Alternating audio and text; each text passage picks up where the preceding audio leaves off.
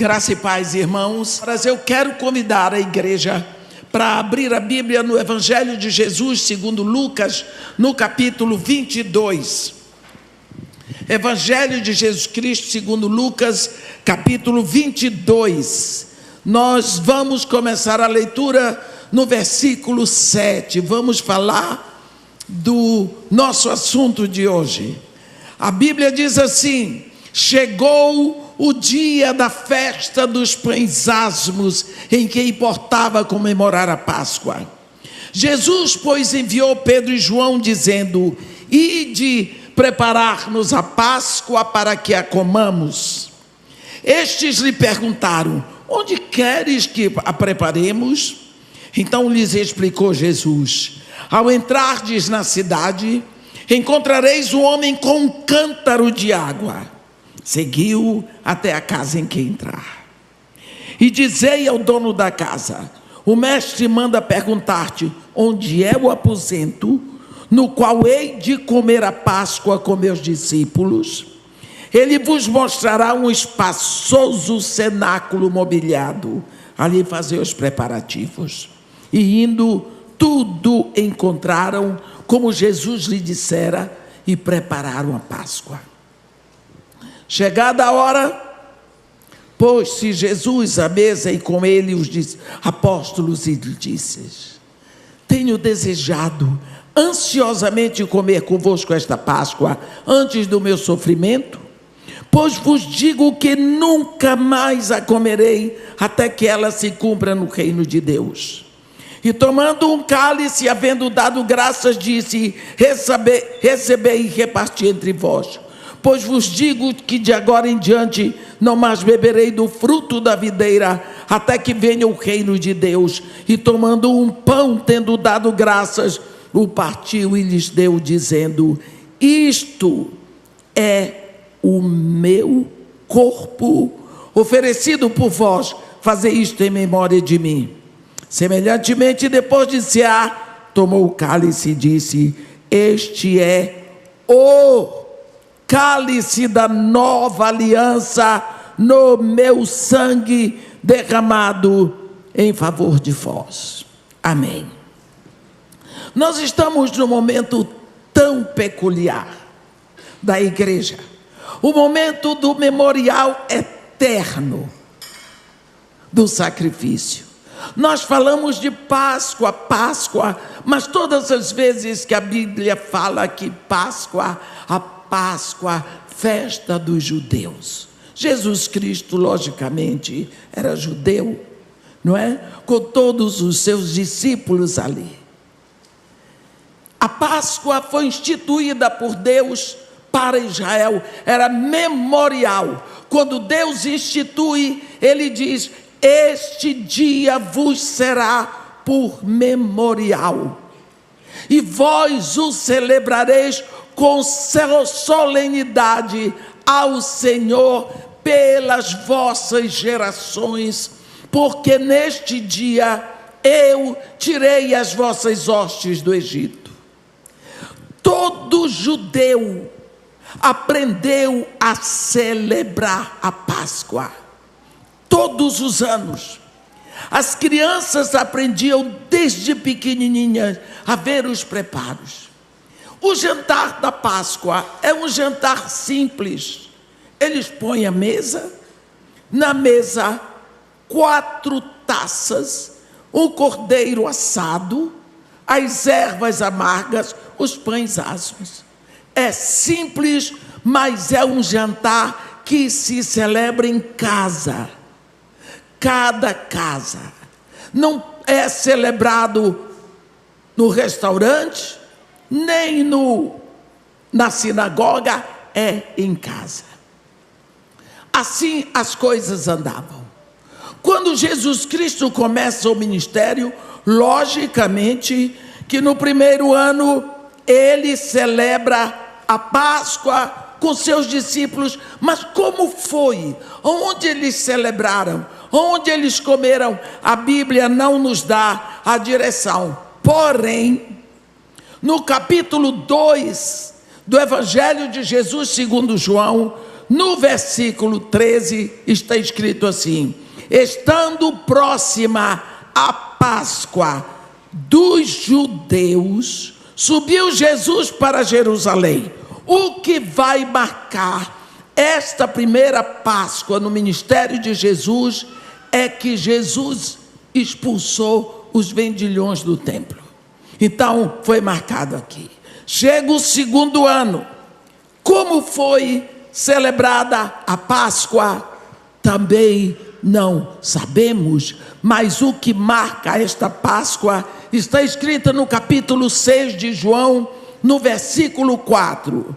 Ora, a Páscoa, festa dos judeus, estava próxima. O que marca esta Páscoa? Jesus multiplicou pão e peixes para quase 5.000 homens.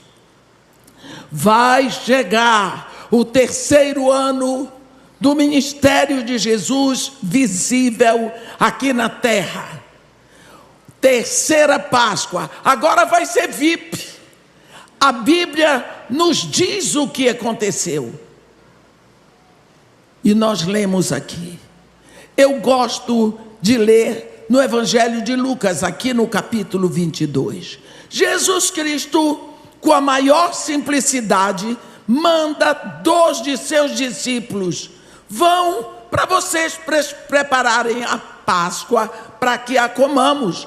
Ora, ele não perguntou: vocês sabem preparar? Não, ele simplesmente mandou João e Pedro, aquela dupla maravilhosa. Disse tudo direitinho, eles foram lá e prepararam. Vai chegar a hora. Jesus Cristo se põe à mesa. Eu quero dizer para vocês que eles sabiam de cor os passos do jantar da Páscoa. Como é que era a Páscoa judaica?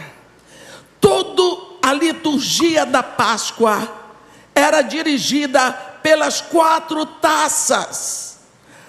O responsável da mesa, digamos o pai, que era a autoridade, ele se levantava, tomava a primeira taça, que se chamava Kiddush, que é a taça da santificação, e ele fazia oração, e ele passava por todos que bebiam da taça, e ele bebia, acabou. Agora eles vão comer o cordeiro. Então vai levantar a taça chamada Hagadash, que é a taça da explanação. Como se faz isso? Alguém da mesa perguntava ao papai: por que este jantar, esta refeição é separada e diferente de todas as outras?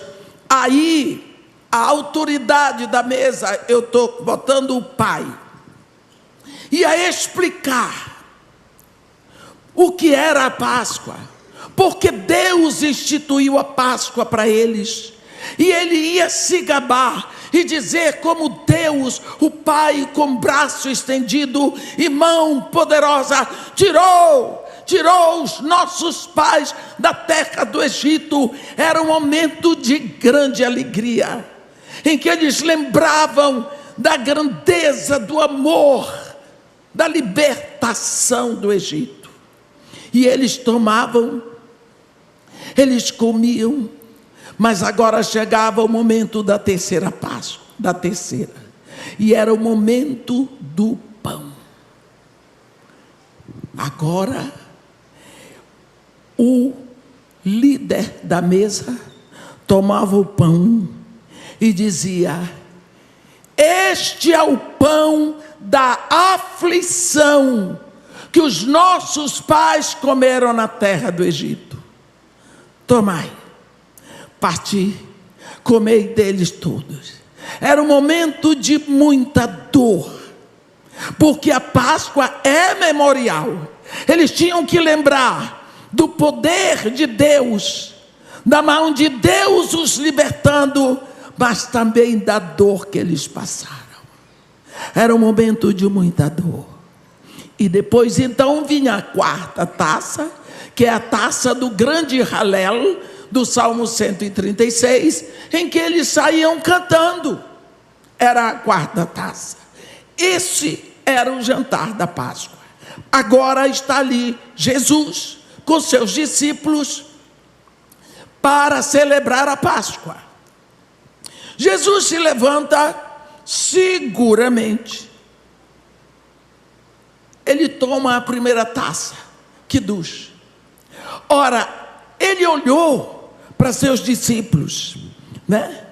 E ele faz um discurso assim: eu tenho desejado ardentemente comer convosco esta Páscoa, antes do meu sofrimento, porque vos digo que nunca mais a comerei, até que ela se cumpra no reino de Deus.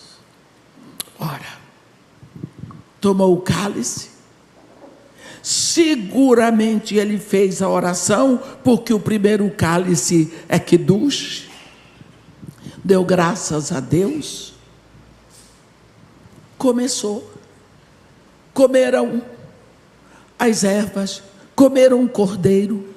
Alguém da mesa deve ter feito a pergunta na taça Haggadah, que é a taça da explanação. Ia tudo se encaminhando dentro do normal, da tradição da Páscoa dos judeus. Quando chega na hora do pão, a coisa mudou, porque todos na mesa esperavam que ele dissesse: este é o pão da aflição que os nossos pais comeram na terra do Egito. Mas naquela hora Jesus desviou.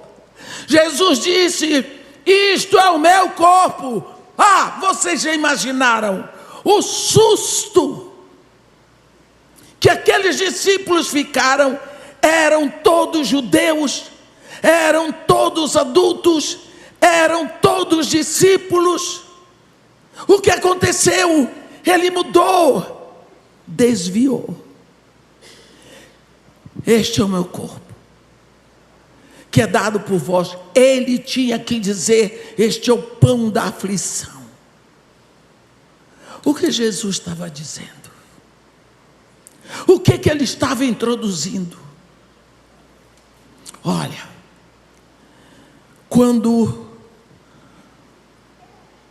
você vai ao médico, digamos que o médico diz para você, de acordo com o tratamento que você está fazendo, você não pode comer nada que tenha chocolate, porque senão naquela hora o chocolate se transforma num veneno.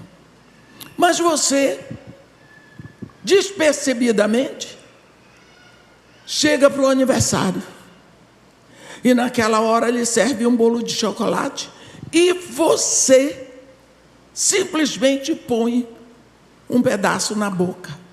Quando você mastiga, você acorda e diz: eu não posso comer, é chocolate. O médico diz que o chocolate vai se transformar num veneno para mim.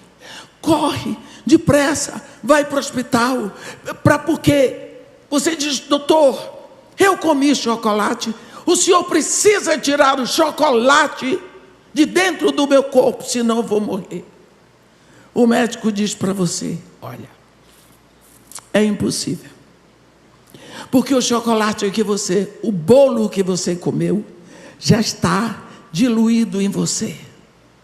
Os ingredientes dele já estão na sua corrente sanguínea. Agora é esperar.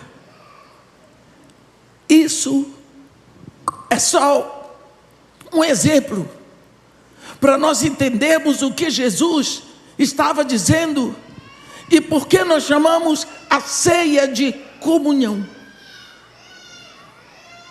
Por quê?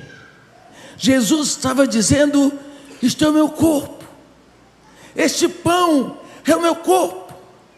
Assim como este pão vai estar diluído dentro de vocês, vai estar na corrente sanguínea de você os ingredientes deste pão. É assim que eu quero estar em vocês. Eu quero estar tão absolutamente diluído que ninguém possa nos separar jamais. É assim que eu quero estar com vocês. Nunca mais me separar. Mas os elementos deste pão que entram no seu corpo, entram também no corpo do seu irmão. Que vocês estejam unidos pelos mesmos ingredientes, pelo mesmo elemento. Eu estou dissolvido nele, eu estou dissolvido em você. Nós somos um só corpo. Este é o âmago do que Jesus Cristo estava dizendo ali no pão.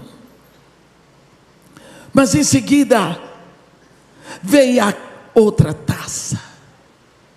E quando Jesus Cristo pega a taça, ele diz: este é o cálice da nova aliança no meu sangue. Quando Jesus Cristo falou aquilo, tudo novo, não fazia parte da tradição da Páscoa. Os discípulos deviam estar com os olhos arregalados. O que está acontecendo aqui?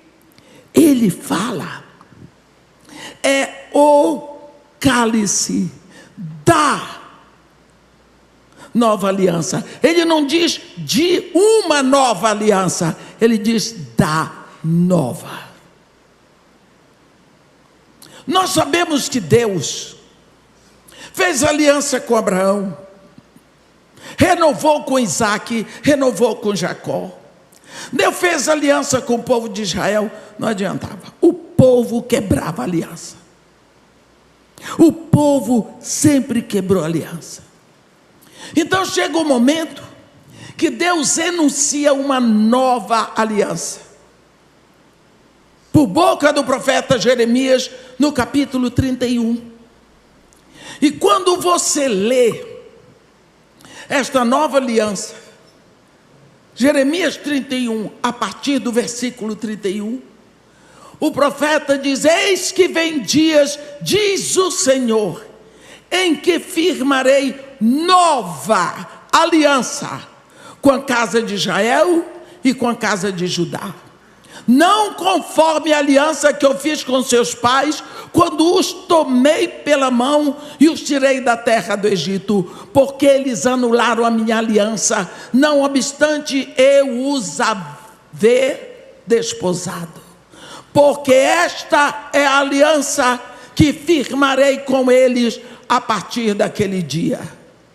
Nas suas mentes imprimirei as minhas leis, também nos seus corações eu as escreverei. Eles serão meu povo, eu serei seu Deus. Não ensinará mais um ao outro dizendo: conhece ao Senhor, porque todos me conhecerão, desde o maior até o melhor, até o menor, porque para com eles usarei de misericórdia, e dos seus pecados jamais me lembrarei.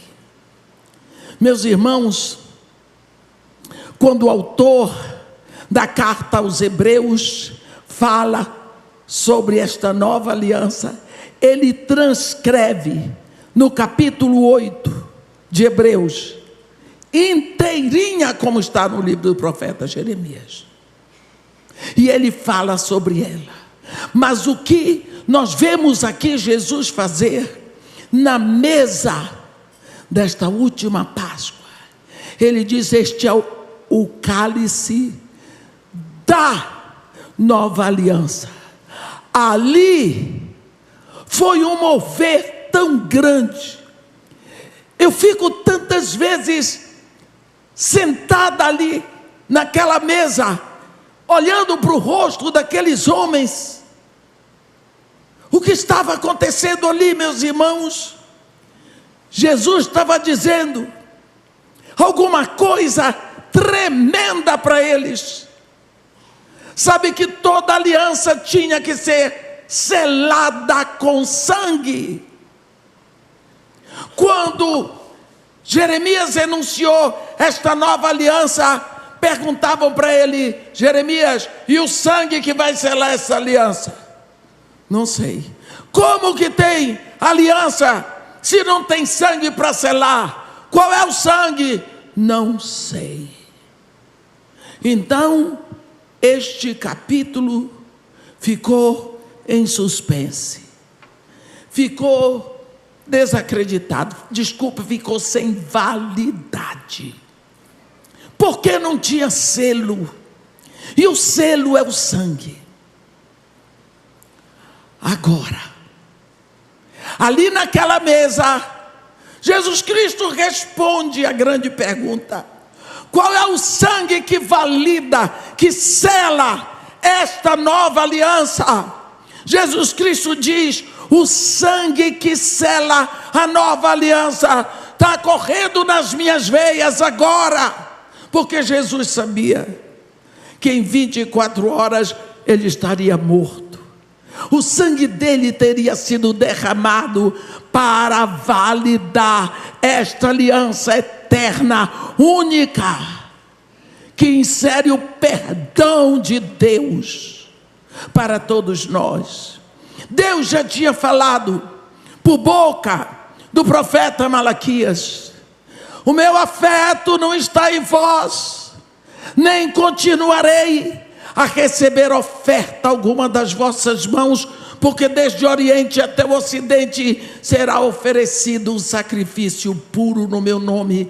Então Jesus, Deus o Pai, já tinha anunciado o fim dos sacrifícios, do derramamento de sangue.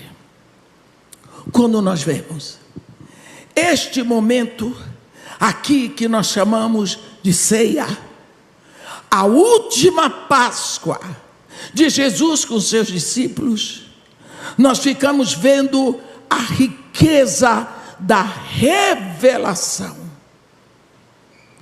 Nós ficamos vendo o poder daquele momento para todos eles. E a Bíblia diz que Jesus sai dali com seus discípulos cantando. Que alegria de encerrar um período, que alegria dele ser o cordeiro final. E assim, ali começa o prenúncio da igreja. Pedro, logicamente, estava presente. E Pedro é judeu. E nós lembramos o fato de Deus jamais ter desistido da humanidade. Deus criou o homem para ele e não vai abrir mão. E tudo o que Deus veio fazendo, ele veio fazendo para trazer o homem de volta para ele. Para ele.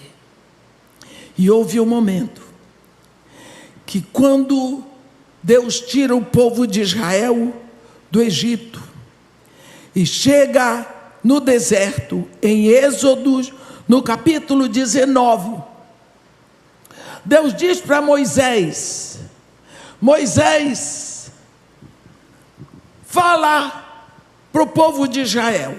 Entre tantas coisas ele diz no versículo 5: agora, pois, se diligentemente ouvirdes a minha voz e guardardes a minha aliança, então sereis a minha propriedade peculiar entre todos os povos, porque toda a terra é minha. Vós me sereis reino de sacerdotes e nação santa. Mas vocês observaram que tem uma condicional. As promessas de Deus, elas podem ser condicionais, elas podem ser absolutas. Quando a promessa é absoluta, é uma maravilha, porque Deus diz: vou fazer e acabou, Ele vai fazer. Mas quando é condicional, logicamente depende da outra parte. Aqui é uma promessa condicional. Eu tenho visto muitas vezes as pessoas citarem promessas condicionais pela metade. Mas aqui é condicional, ele diz: se diligentemente ouvirdes a minha voz, guardastes a minha aliança, então sereis a minha propriedade peculiar entre todos os povos, porque toda a terra é minha. Então, você faz a sua parte, eu faço a minha.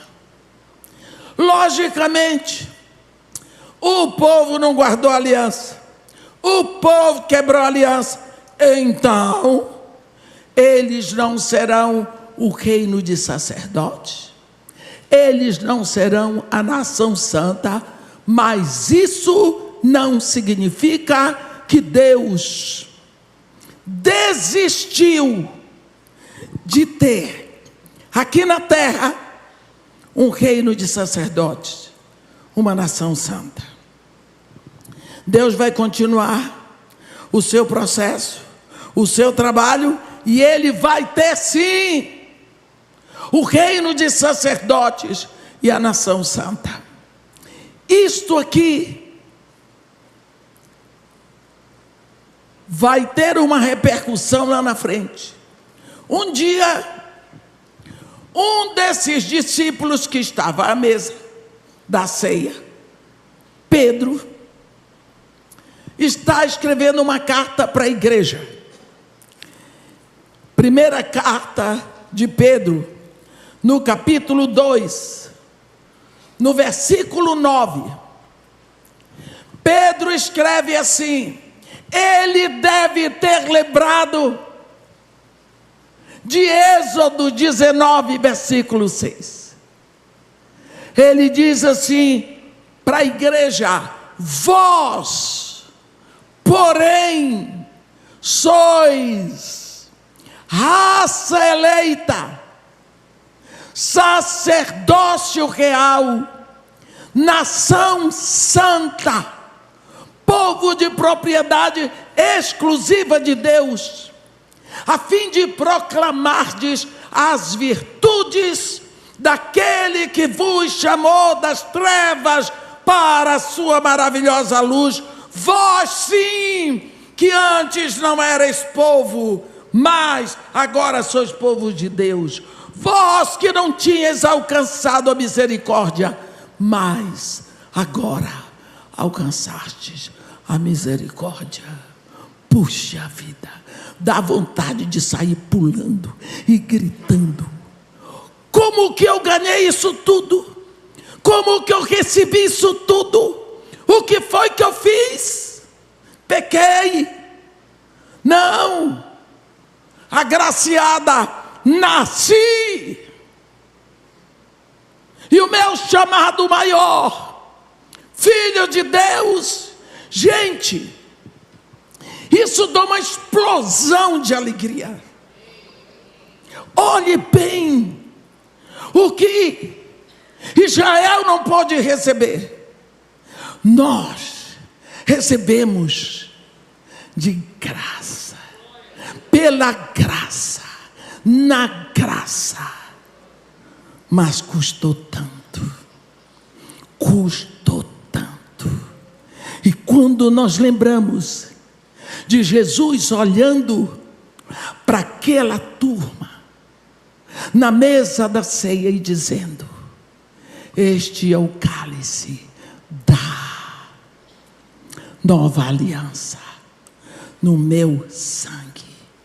Ele estava dizendo para nós: vocês estarão em aliança com Deus, sim, mas isso vai custar o meu sangue.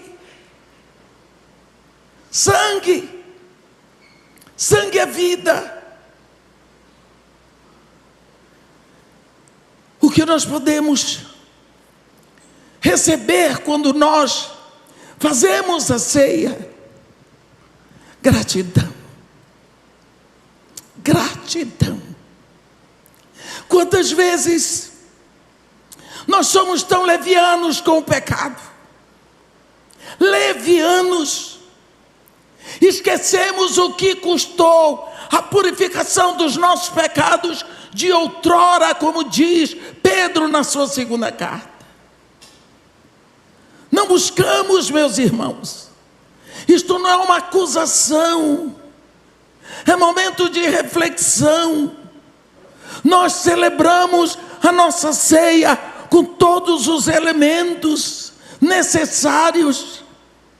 Precisamos sair daqui fortalecidos. Jamais podemos sair do modo que entramos, mas com a consciência do preço que foi pago. O preço que foi pago. Este é o cálice da nova aliança. Existe uma aliança. A aliança entre os céus e a terra. A Bíblia diz no Salmo 115, no versículo 16: os céus são os céus do Senhor, mas a terra deu a ele aos filhos dos homens. A terra é do homem, os céus são de Deus. Quando Jesus Cristo ressuscita, ele diz: todo o poder me foi dado nos céus, eu sou Deus, e na terra eu sou homem. Portanto, ide. Nós vamos ver depois Jesus Cristo, homem, assentado à direita de Deus. Você já pensou nisso? Tem um homem assentado à direita de Deus, com autoridade. Ele recebeu a coroa de ser Deus, de ser homem, de possuir os céus, de possuir a terra. E porque tem um homem da terra entronizado nos céus, Deus, no seu espírito, pode ser entronizado na terra. Aonde é que ele vai ser entronizado? Em você, em mim, pecador. Agora tem aliança. Céus e terra estão em aliança. Quer que eu use outro nome? Estão casados. Aliança, casamento. No dia de Pentecostes, a Bíblia diz que todos os discípulos estavam reunidos no mesmo lugar, quando de repente ouviu-se um som do céu, como de um vento impetuoso, que encheu toda a casa. Apareceu entre eles línguas como de fogo, que pousou uma sobre cada um deles. Eu gosto de chamar a atenção. As línguas de fogo, nenhuma pousou sobre a cadeira ou a mesa, mas elas vinham sobre os discípulos. Eles estavam cheios da palavra. A língua veio sobre eles. Ninguém gritou de dor, não queimou ninguém, mas o Espírito pousou. Pousar é sossegar, é ficar, é habitar. Ele encontrou pousada. Agora, você pode imaginar mais ou menos 120 pessoas ali, com este fogo dentro, este fogo espiritual. Elas ficaram incendiadas. Do céu,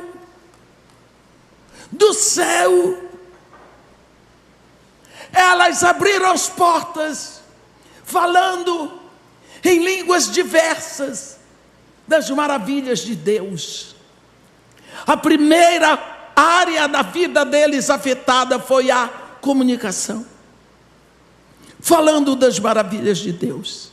120 pessoas. Qualquer anjo, qualquer demônio que olhasse ia ver fogo na vida delas. Porque o fogo era espiritual. É espiritual. 120 pessoas. Daqui a pouco, Pedro fez o seu primeiro grande sermão no poder do Espírito Santo. Meus irmãos, a Bíblia diz que 3.000 almas se converteram a Jesus. Oh, meus irmãos, que explosão de vida em Jerusalém. Agora são 3.120 candeias humanas. Espiritualmente, se olhasse Jerusalém, Jerusalém estava esquisita. Era um povo pegando fogo. Eu não sei onde estava o fogo, mas eu sei que a língua de fogo entrou. Foram batizados com o fogo.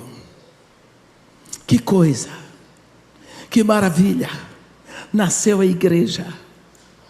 Nasceu a igreja. Mas é um povo diferente. Raça tem característica. Se você olha para mim e eu disser para você que meu pai era nórdico, minha mãe também, você vai dizer: a velha está mentindo. Porque lógico que a minha cegonha veio da África. Raça é visível. Raça atinge cor da pele. Raça atinge cabelo. Raça atinge formato do rosto. Raça atinge movimentos. Me bota para pregar. Paradinha. Eu sou negra. Negro tem movimento. Negro tem movimento. É difícil. É difícil. Quando eu tinha que pregar na Escócia, na minha igreja anglicana, eles botam aquele púlpito assim, eu fico lá em cima amarrada: Senhor da glória, me ajuda. Qualquer igreja anglicana tem aquele púlpito lá levantado e eu: Senhor da glória, eu sou negra, esse púlpito foi feito por branco. Negro tem movimento. Não adianta. Característica da raça. Raça branca. Você já sabe como é. Aquela pele desbotada. Aquele cabelo sem poesia, liso. Porque cabelo de branco não tem poesia, é liso. Deixa eu me vingar, pastor, com licença. Aqui é a minha revanche. Aquele nariz assim, que Deus me defenda. Os olhos podem ser até escuros, mas normalmente é desbotado mesmo. Raça branca. Eles são... Você vai ver quarta-feira o pastor Hernandes pregando. Uma beleza, né? Uma beleza. Raça amarela. Gente, que povo esquisito, diferente que nós olhamos. Vermelha. Você já viu? Tem marca. Raça. Aí vai começar uma raça eleita. Como é que você vai distinguir essa raça? Raça eleita, você não distingue pela aparência. Não é pelo cabelo, pela cor da pele, pelo nariz, nada. A raça eleita, a característica é o fogo. É a vida espiritual. É a explosão de vida santa. Que veio, que forma esta raça. Que está com os pés na terra, mas o coração nos céus. É uma raça que é batizada no fogo. É uma raça que tem explosão de vida eterna, é a raça eleita. É o sacerdócio real. Na primeira carta de Pedro, ele fala de 2 tipos de sacerdócio. No versículo 5, sacerdócio santo. No versículo 9, sacerdócio real. Como sacerdócio santo, eu, você, nós somos o único povo da terra que a qualquer momento nós podemos chegar diante da majestade suprema e eterna e excelsa de Deus e dizer: Pai. Você já pensou nisso? Chega para o príncipe, para o rei da Inglaterra agora, e chama para ele: Pai. Deus te livre também, Deus te livrou disso. Mas você chega assim e diz: Pai, com a maior certeza, tem um espírito aqui dentro que testifica para você que você é filho de Deus. Pai, qualquer lugar, você ministra em qualquer lugar.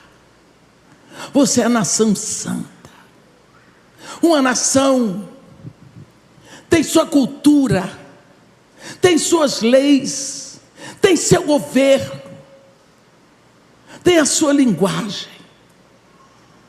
Nós somos uma nação diferente na terra. As nossas leis são santas e estão acima de outra e qualquer lei. A nossa conduta, portanto, tem que ser santa. A nossa linguagem tem que ser santa. O nosso estilo de vida tem que ser santa, porque nós somos dirigidos para o trono santo. Nós somos filhos de Deus, povo de propriedade exclusiva de Deus. Lógico, Jesus comprou você, comprou e deu ao Pai. O Pai registrou você no livro da vida e carimbou você com selo de autoridade e de propriedade. Lhe deu o Espírito. Última etapa numa transação de compra é o selo. Você compra um apartamento, que Deus lhe defenda, na Caixa Econômica, para pagar de 10 anos. O último mês você pagou. É seu? Não. Por quê? Cadê o selo? Está quitado, mas o apartamento não é seu. Você tem que levar o documento para o cartório de registro de imóveis. Quando você sai de lá, o selo do cartório de imóveis é meu, o selo. Jesus Cristo comprou propriedade na terra, mas não selou. Subiu, o Espírito veio para selar. Ele é o nosso selo da propriedade de Deus. Mas existe uma responsabilidade. A nossa responsabilidade é proclamar as virtudes daquele que nos chamou das trevas para a sua maravilhosa luz.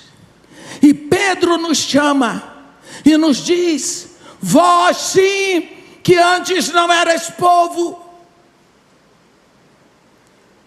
mas agora sois povo de Deus. Vós que não tinhais alcançado a misericórdia, mas agora alcançaste a misericórdia. Nós somos um bloco, uma família, uma nação, um sacerdócio na terra. Tudo isso está registrado no momento em que Jesus comeu a sua última Páscoa. Ali ele encerrou a Páscoa, passou a não ter mais nenhuma validade, passa a ser apenas uma lembrança, porque todos os cordeiros sacrificados apontavam para um só cordeiro, que era Jesus. Ainda hoje faltam 7 anos para que se cumpra 2000 anos, para que se complete o 2º milênio, em que Jesus foi na cruz, em que Jesus ressuscitou, em que o Espírito Santo veio para a terra. Nós estamos aqui, ainda, graças a Deus, celebrando a Páscoa, o memorial